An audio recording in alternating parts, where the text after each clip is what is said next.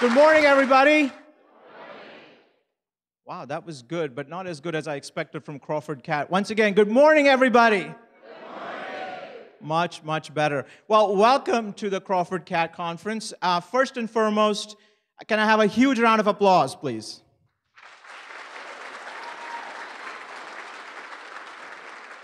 No, this was not for me. This was for you.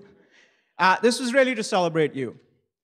Look, our mission is to restore and enhance lives, businesses, and communities, but that mission really does not become real without you. You guys are always on the forefront of actually delivering our mission. You're working hand in hand with policyholders. You're working in tough conditions. I think there was a comment made about staying at Kieran's house in Ireland, and he suggested tents. But I know very well that you guys live in conditions that sometimes are worse than tents. So first of all, thank you so much for everything that you do for us. This conference is about you. This conference will have stuff for you to learn. I believe we have about 25 or so classes that are happening at the conference. This conference will have an opportunity for you to network with colleagues, network with management of Crawford. I believe networking with some clients as well. But most importantly, this conference is to really celebrate you. I talked about our mission.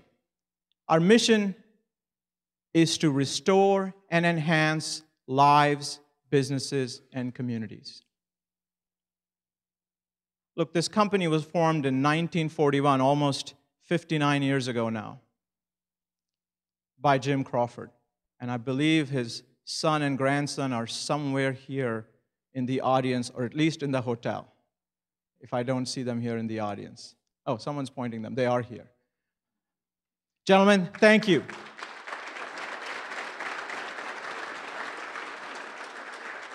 I have been very fortunate to spend time with Jess. And Jess has told me many stories about his father, about how he dressed, wearing always a suit and tie, and wanted the adjusters to be wearing suit and tie. I'm sure he's looking at me somewhere from above and not really happy with my attire, but I was trying to blend in today. He's talked about how he went and opened new offices. He's also shared with me Memorandum 1, which I believe was the first memo ever issued for the company. And there was one thing in there, I think the first line in there, that's still true today after 49 years. And that is top quality promptly. That's what we do. We can keep trying to deliver our mission, but if it's not delivered with quality, if it's not delivered promptly, that mission remains incomplete. You know, talking about values, our values are contained in the word restore. It's a powerful word, and every letter stands for something. The first letter, R, stands for respect. That's respecting the diversity that we have, respecting our clients, respecting our colleagues, and respecting the fact that the policyholders that we're working with often are having the worst day of their lives. And the only hope that they have is you. You're the ones who are going to help them rebuild their lives, put it back together. Empower. Each one of you should feel empowered to do the right thing. You know, I've been blessed with a great team, and one of the things I always tell the team is that we have to first make sure that we're doing the right thing for the client, second, the right thing for our people, and then the right thing for management. Our CEO, Harsha Agari, is sitting here in the audience. I think he'll be talking to you briefly. Whenever I have a meeting with him, the first thing that Harsha always asks me, not what the profitability is, not what the revenue is, but how are our people doing? What's the morale of the company? That's what empowerment is all about. Being empowered to do always the right thing. Sustainability. We are inherently engaged in areas which have been devastated by climate. We need to make sure that every solution that we build is sustainable. Every advice that we give to our clients, the policyholders, is sustainable.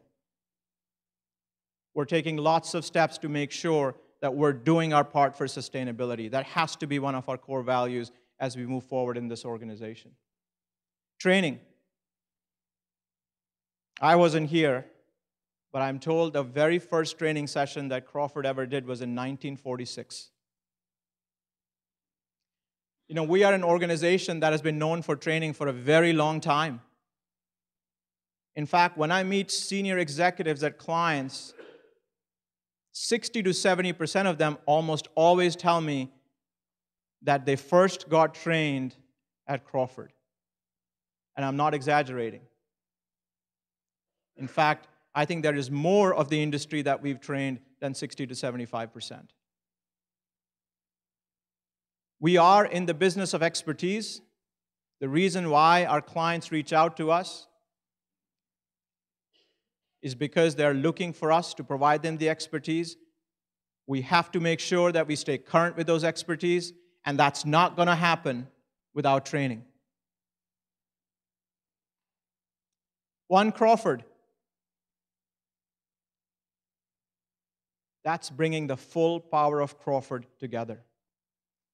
When I'm talking to staff, and particularly our early tenure staff, I tell them that there is no single job in the world of claims that doesn't exist somewhere in Crawford & Company in the world. We have to make sure that we bring all those capabilities together and bring them to the betterment of our clients and the policyholders, restoring and enhancing lives, businesses, and communities. One company, one mission, one objective. Recognition. People are doing great work. I know that we recognized 6 or 7 people this morning. That was spectacular to see. But so many of you are doing such great work. I know that we have adjusters right now in Australia, Kieran talked about that, who are living in really tough conditions as they are battling through the bushfires. We have adjusters in UK today that are adjusting the floods. We have adjusters in Puerto Rico. We still have adjusters that are actually working the Harvey, Irma, Maria claims, even though it's been a long time. They've lived in some tough conditions, and they've done some great work. We need to make sure that we're recognizing each and every one of them. Thank you again to everybody who's been on the front lines. Many of you are already working for Crawford. And I hope that after you've gone through this session today, listen to the speakers, spend time with management, spend time with colleagues who've been working for Crawford for a long time, that your resolve to work at Crawford continues. And for those of you who are not working with us, that after today, your resolve to work with Crawford also strengthens. And finally, entrepreneurial spirit. Right? We were a company that was founded by an entrepreneur in 1941. You all are entrepreneurs in your own right. And we need to make sure that we continue to support and foster that spirit. And that's what entrepreneurial spirit is all about. Look, it's not just about working for a company that has a great set of values. We're a company that cares for people. I remember a story from last year. I think we had an adjuster who was working on a roof in Florida, and unfortunately, she fell. Harsha Agari, our CEO, flew from Atlanta to the hospital where she was being treated to make sure that she was getting the right care. I still remember that Harsha was walking out of that hospital when he called me and Bonnie Saudi, our Chief People Officer, and really ordered us and said, make sure this adjuster gets the best care. Make sure you make contact with her husband to make arrangements for him to come and see her. Make sure she's transported back to her home in Dallas from Florida in the right way. That's the kind of company we are. That's the kind of people we are. That's the kind of care we have. So it's not just about the values and it's about the care. It's also about the financial strength and the scale of this company. We have 9,000 people in this company and about 50,000 seasonal workers. We handle about $14 billion of claims, which is about 1.7 million transactions. We are in 70 countries. Ladies and gentlemen, this is the company of today, and this is the company of the future. I know many of our competitors, having been a client before, and I can tell you, many of our competitors treat the adjusters as just another number, just another revenue unit, just another production unit. That's not who we are. And it's with this financial strength that we've handled many catastrophes in the US. By the way, whether you hold a Trump card in your hand or you like a blooming burger, the climate change is real. I was told not to be political on stage, so I'm trying my best.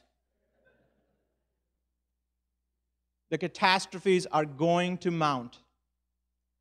There's a debate right now going on in the scientific circles of how and when Miami is going to be underwater. Is that going to happen because of climate change? Is that going to happen because of a super hurricane? Would that have happened had Dorian come to shore? I don't know. But one thing I do know, and that is that cats are becoming bigger, cats are becoming more serious, cats are causing more destruction. So whoever's out there saying we're not going to need adjusters, I think it's plain, right, incorrect. And if they want to have a debate with me, I invite that any day of the week. We're going to need cat adjusters. We're going to need cat companies like us. They will have to have scale. They will have to have technology. And most importantly, they'll have to have people that care like you.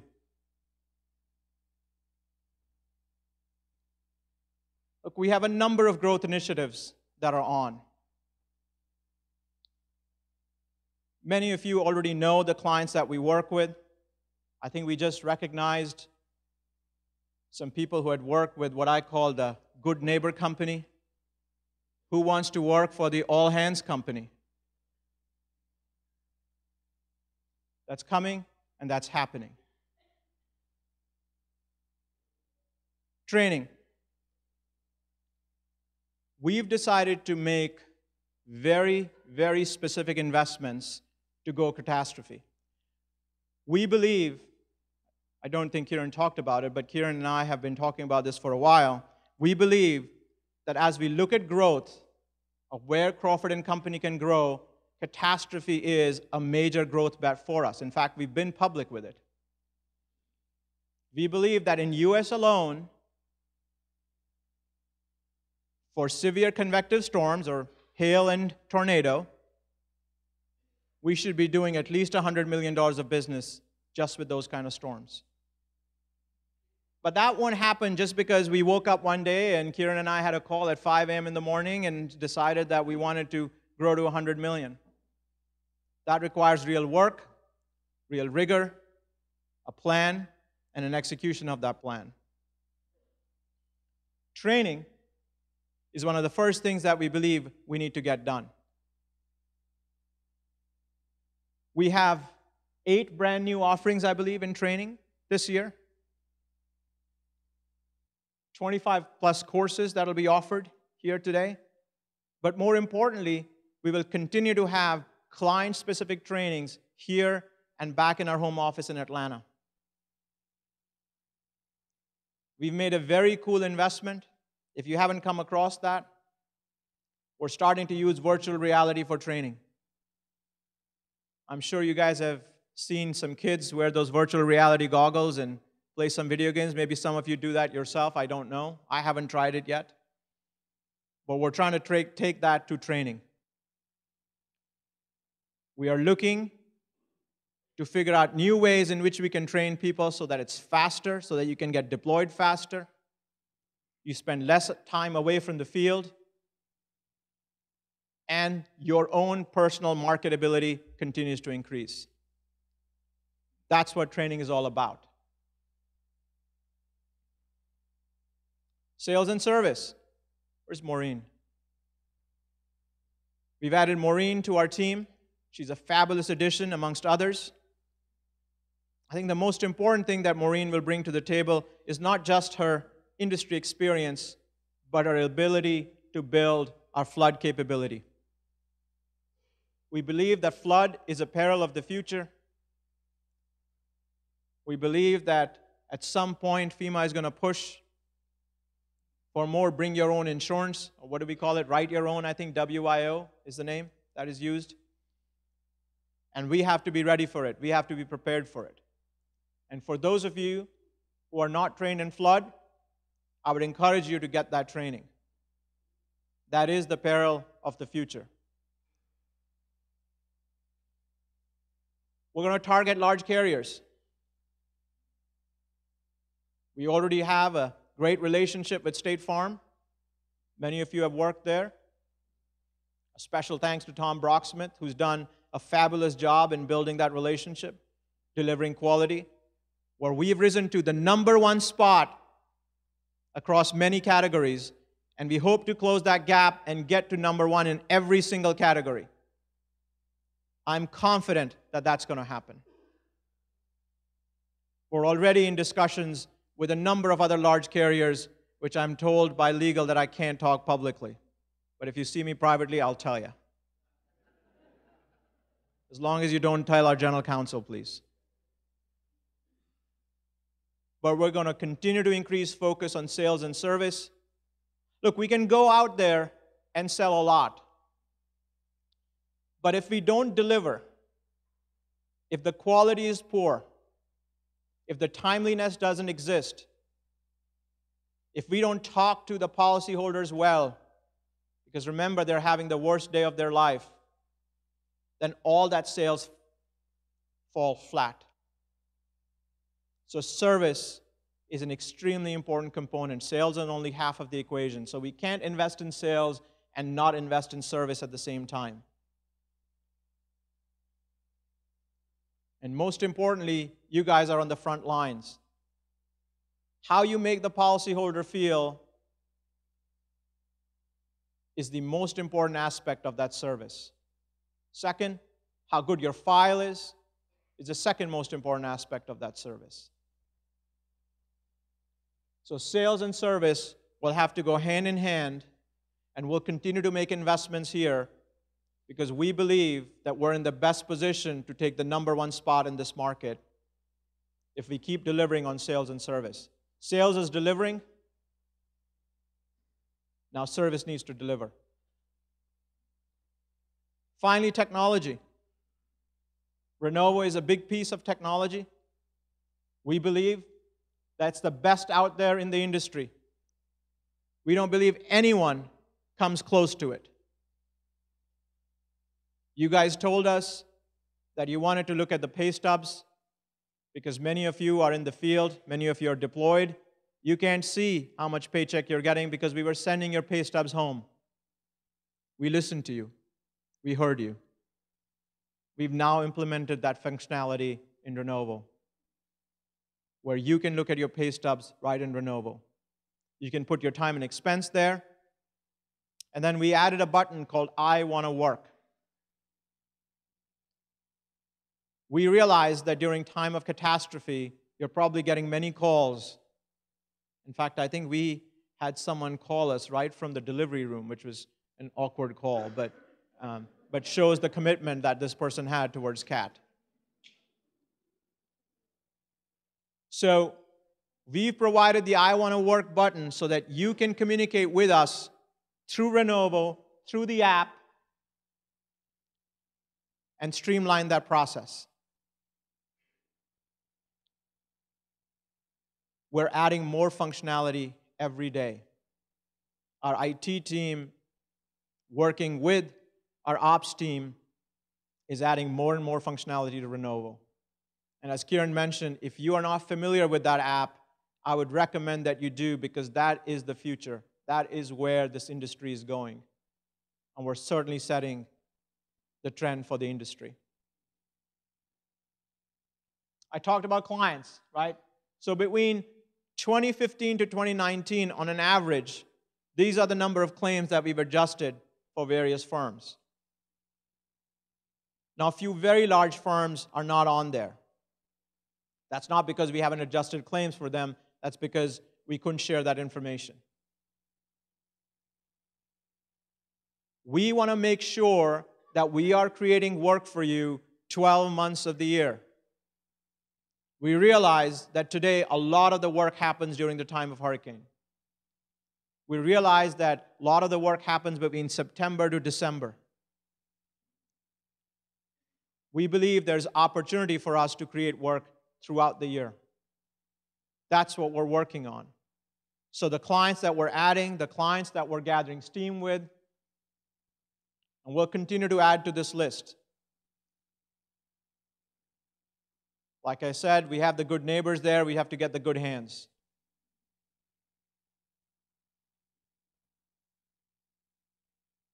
Look, at the end of the day, every claim has a story.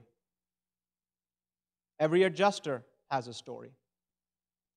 I remember talking to some adjusters when they were in Puerto Rico, and they were explaining the conditions. One of the adjusters told me that he walked 3 miles before they could get to the site of where they were adjusting the claim. One of the adjusters in Bahamas told me that for 30 days they lived on a boat because there was no place to stay on the island, and they were not living on a yacht. They were living on a boat. One of the adjusters who were in Bahamas, I believe the Prime Minister personally thanked him for his work. Look, there's a story happening everywhere. I'm sure you all have stories. By the way, I love stories, so if you have stories, share them with me. And there's a story behind every claim. And how that story ends is really upon us.